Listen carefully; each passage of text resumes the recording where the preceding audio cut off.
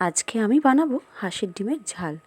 হাঁসের ডিমের ঝাল বানানোর জন্য প্রথমে ডিমগুলোকে সেদ্ধ করে নিয়েছি, নিয়ে এরকম দু টুকরো করে নিয়েছি, নিয়ে গরম তেলের মধ্যে এইভাবে ভেজে নিয়ে তারপরে লবণ আর হলুদ দিয়ে আলুগুলোকে ভেজে নিতে হবে। তার জন্য সাদা জিরে আর তেজপাতা ফোড়ন দিয়ে আলুগুলোকে আমি ভেজে নিয়েছি।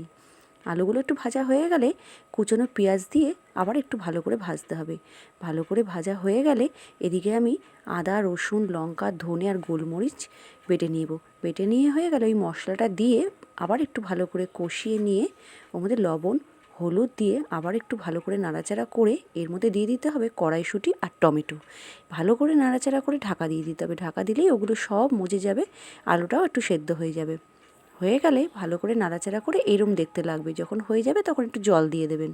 জল দেওয়া হয়ে গেলে একটু ফুটে উঠলে ডিমগুলোকে দিয়ে দিতে হবে। দিয়ে গরম মশলা বেটে রেখেছিলাম তার মধ্যে দিয়ে দিতে হবে। ভিডিওটি ভালো লাগলে লাইক করুন।